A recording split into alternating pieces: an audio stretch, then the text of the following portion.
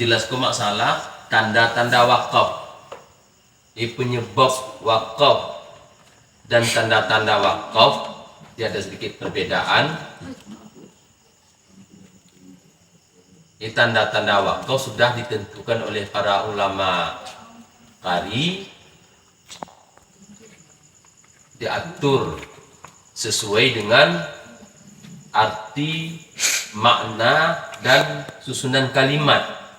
Jadi ketika ada tanda-tanda wakaf, itu berarti arti dan makna sudah jelas. Arti sudah sempurna, makna sudah sempurna, bahkan susunan kalimat, susunan kata-kata pun sudah sempurna. Itu fungsi ataupun faedah daripada tanda-tanda wakaf. Jadi tanda untuk memudahkan dan menolong para pembaca ataupun pelajar santri yang belum memahami arti dan makna tempat wakaf. Dengan ada tanda wakaf berarti kita bisa berhenti pada kata atau kalimat-kalimat tertentu dalam ayat yang kita baca. Jadi tujuan guna daripada tanda-tanda wakaf. Jadi tanda-tanda wakaf dalam mushaf Al-Quran yang sering kita jumpai dalam Al-Quran, misal seperti wakaf la wasal. Apa? Wakaf la wasal. Wakaf la wasal ditandai dengan huruf alif lam. Huruf lam kecil itu dinamakan, disilahkan dengan wakaf la wasal.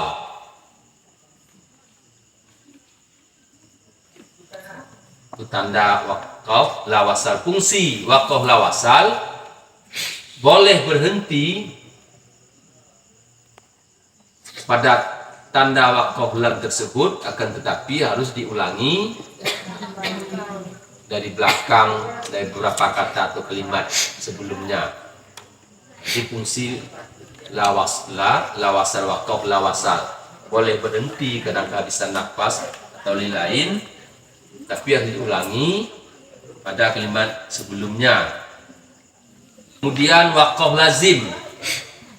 Terus ingat yang kedua wakaf lazim. Wakaf lazim ditandai dengan huruf mim. Huruf mim itu disilahkan dengan wakaf lazim.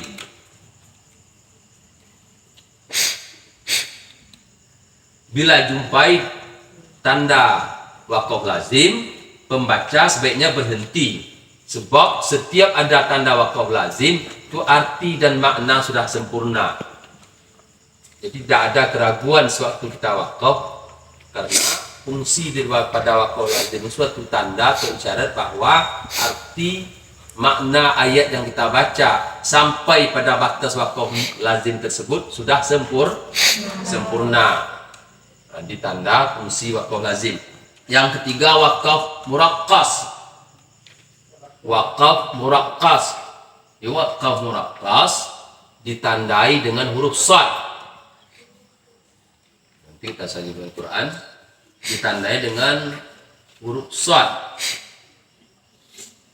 Pada dasarnya wakaf muraqqas tersebut tidak berhenti, namun dibolehkan berhenti saat kondisi darurat. Ya, di wakaf muraqqas sebenarnya pada dasar tidak boleh berhenti, tapi dibenarkan berhenti dalam keadaan darurat. Kalau kita mengerti arti dan makna tanpa merubah arti dan makna daripada ayat yang kita baca tersebut. Huruf shad. Yang keempat, wakaf wasal aula. Wakaf wasal aula itu ditandai dengan huruf shad bersambung dengan lam. Shalla tulisan. wakaf waslul ula. Jika menemui tanda wakaf dengan huruf sad lam ya atau wakaf wasal aula, kita bisa meneruskan bacaan tanpa muwakafnya akan lebih baik. Berarti lebih baik dilanjut. Nah, wakaf waslul ula berarti diutamakan untuk menyambung atau ditambahkan untuk dilanjutkan. Nah, di wakaf waslul ula. Yang kelima, wakful nah, kebalikan daripada waslul ula. Wakful ula adalah ditandai dengan huruf qala, fungsinya adalah diutamakan berhenti. Yang terakhir, wakaf mutlak.